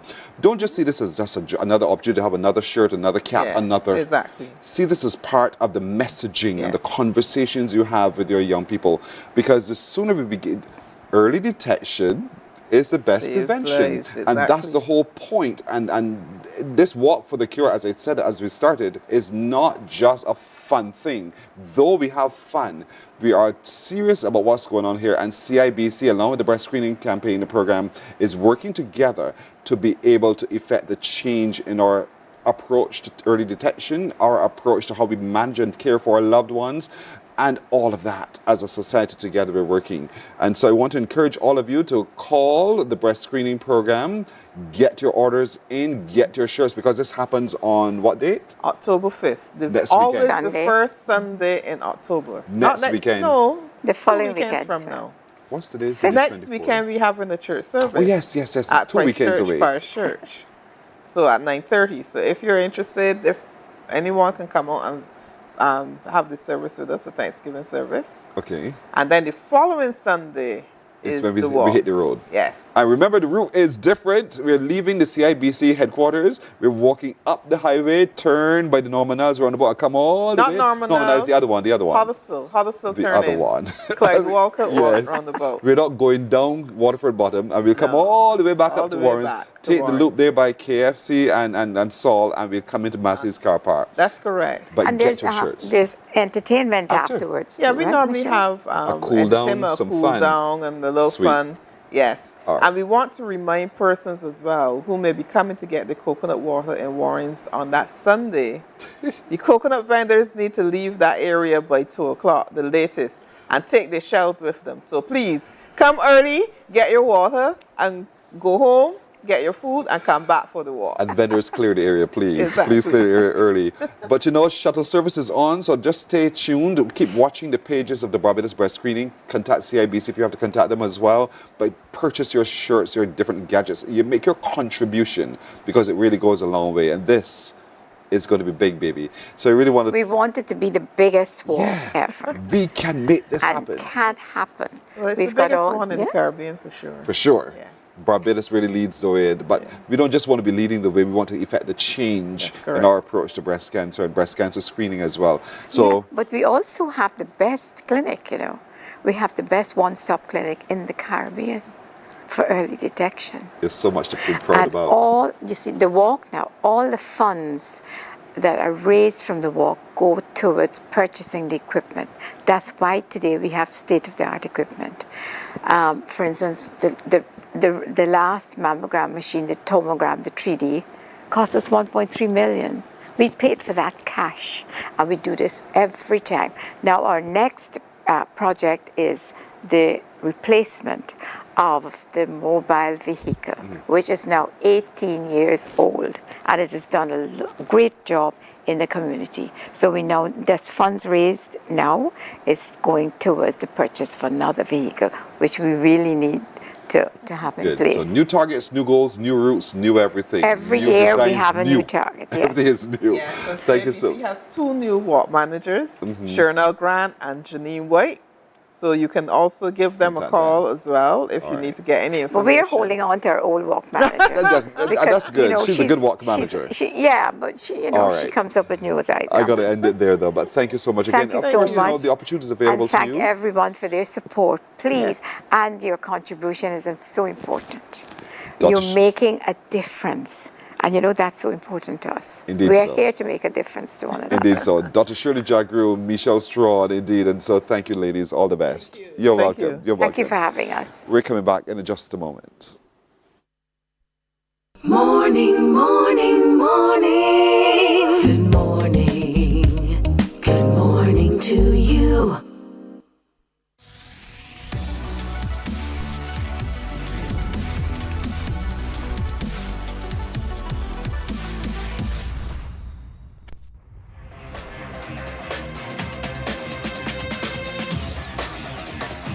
Week after week, Scald presents exciting reports and documentaries on the most varied topics of our time.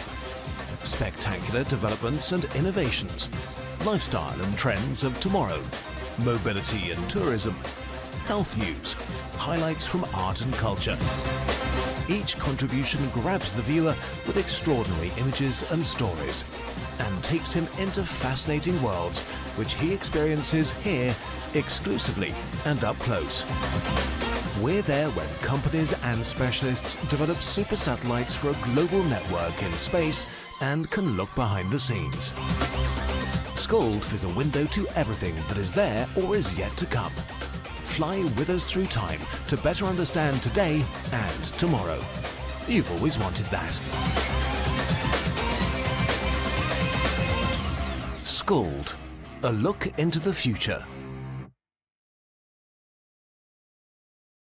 Our world today is not the world God wants it to be. One of the reasons, which will surprise many, is that our planet. Morning, morning. Good morning. Good morning to you. 14 minutes now to go to 8 o'clock. Tomorrow, by the way, is World Maritime Day. Did you know that? Did you know that? And I'm sure you're saying to yourself, oh, all right, Pearson, it's just another day. No, it's not just another day. We are surrounded by our marine space, which is even bigger than this rock on which we live. And it's how that impacts us. How do we understand what is happening out there? How do we have a relationship with what's happening out there?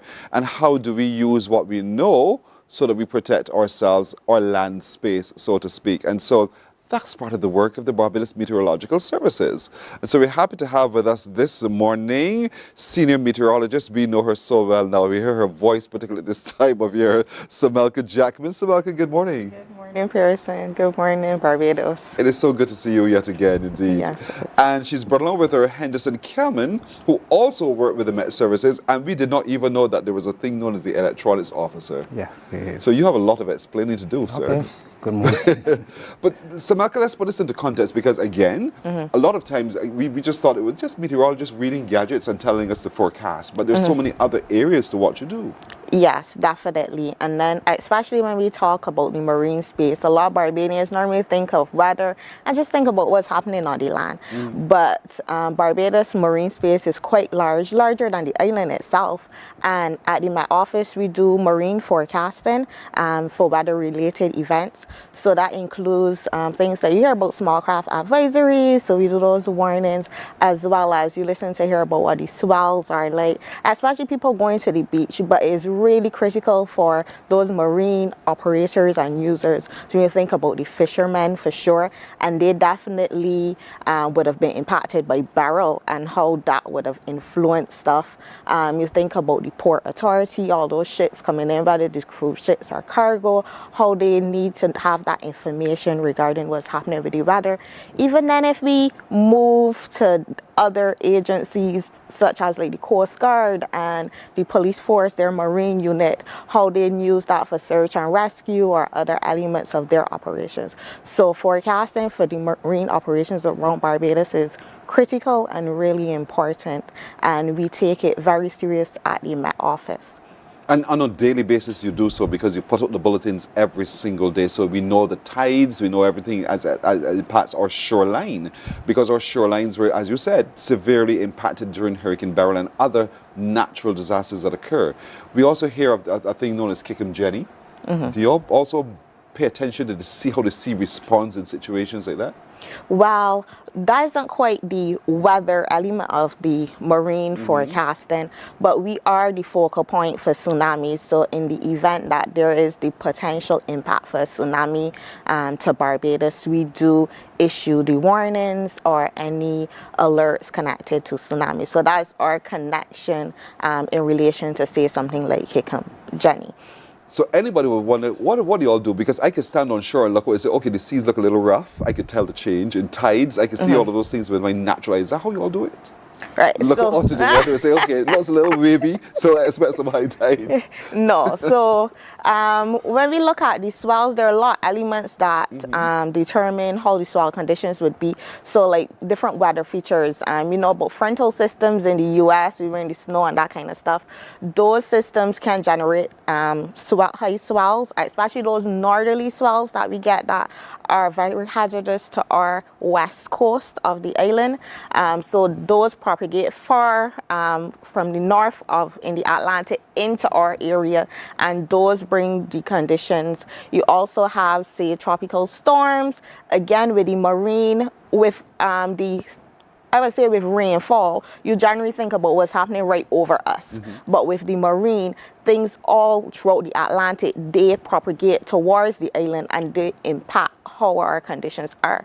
So even things like when we start to talk about tropical storms or something like Beryl, part of the reasoning why we talk about the impacts early, and then you might hear a marine advisory earlier than you would hear a tropical storm advisory, is because like old people say and like the fishermen say, the sea picking up something.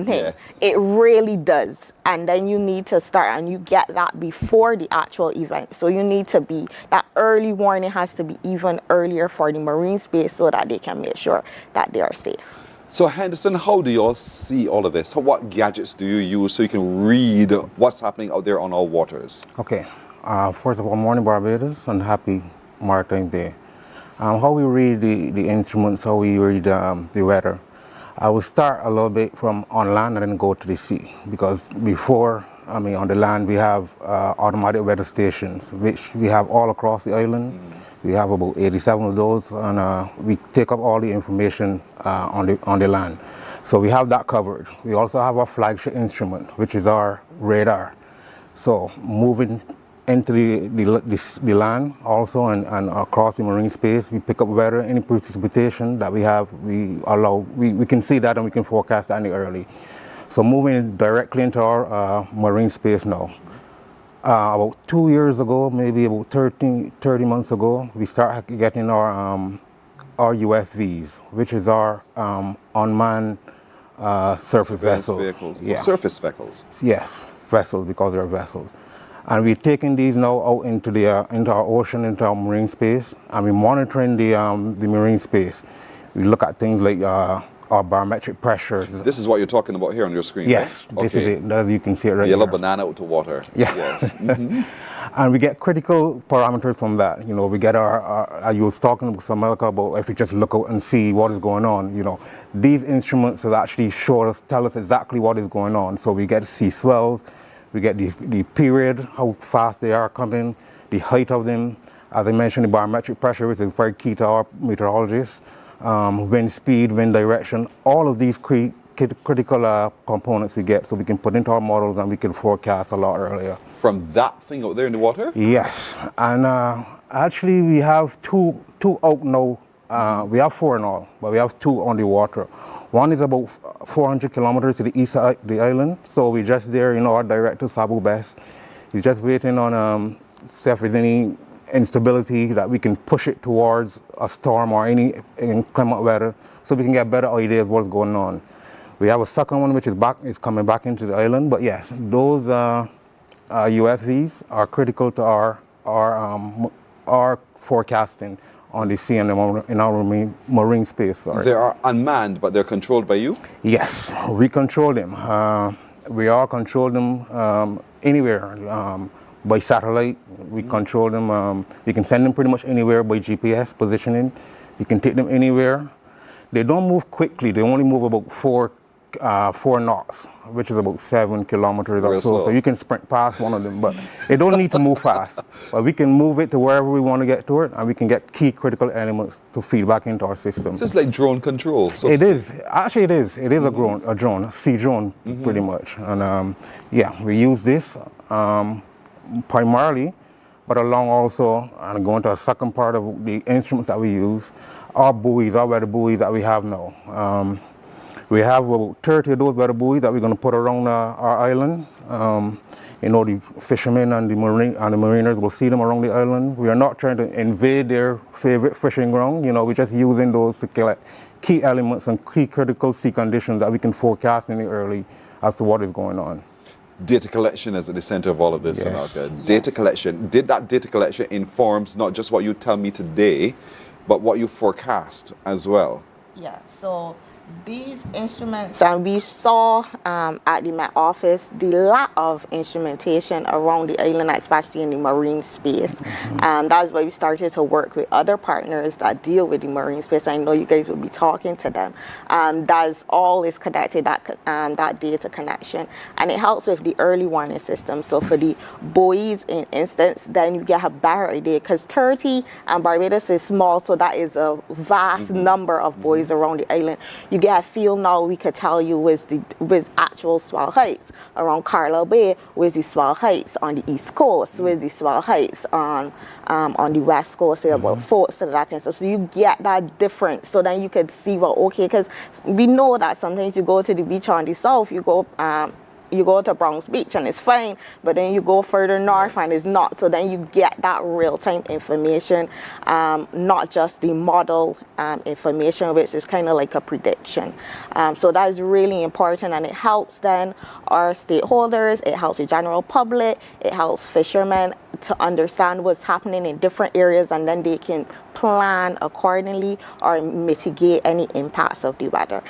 With the drones as well, because we can take them so far out, the 400 kilometers to the east, we all know that Barbados is the furthest eastern Caribbean island. So then having data to the east as something is coming in, that gives us information regarding that, especially Henderson mentioned about the storms, that could give ideas of, okay, well, if we get in these kind of swell heights, 400 kilometers out, then what is the potential for closer to Barbados as the system comes closer, and then we could better prepare to help to mitigate those issues. I'm getting so excited by listening to how you describe what you guys do. Yes. Why are the seas so much rougher on the east coast than on the west?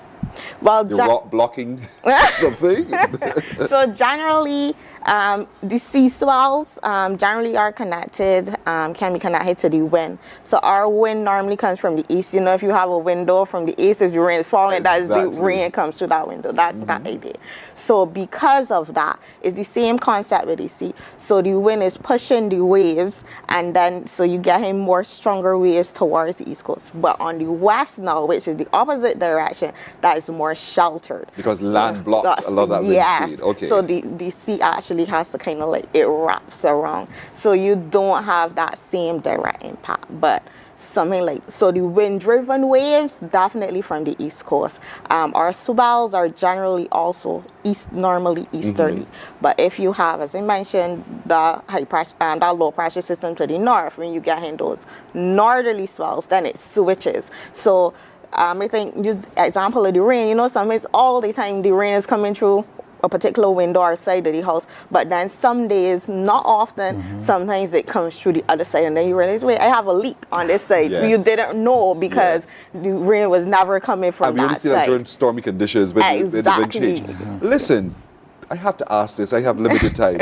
Why is it that I have a hot day today and I am in Christchurch and it's dry, but I'm hearing of thunderstorms in St. James and all of that kind of thing? Yeah, so we call that localized activity. But why they get it and I don't get it? Yes, it's connection to how the land heats up versus the sea, and then you start to get this convection over the island. But it's a very small scale, so even though Barbados is small, it's only happening in a small area. Where that is located varies in relation to the wind direction. Most of the times, about the easterly direction of the wind, so most of the time it is on to the west of the island. So in other words, and follow the wind. Yeah, that is why we get it in that area. Fair enough. I'm sure a lot of people have that same question. Why is it always happens to St. James and the north of the island, and the south is hot and dry? You can see the dark clouds over to the west. Oh boy, this is so fascinating, but this is all part of our approach to understanding our marine space and understanding weather. And so we're happy to have had with you today Semelka Jackman, who's senior meteorologist with the Met Services, and Henderson Kelman, electronics officer there with the Met Services as well. Thank you both. Thank you both. Thank you for having us. I would love to continue this conversation. There's so much more that we can ask because we're all curious about what you guys do and how you do it. But we have to end it there. Thank you all. Thank you. All right. That's it for today, everybody. My crew joins me wishing all of you a lovely today. Be the will of the Lord. We'll see you tomorrow. Bye-bye. Wake up, wake up, wake up, wake up. Barbados, get up. Good morning.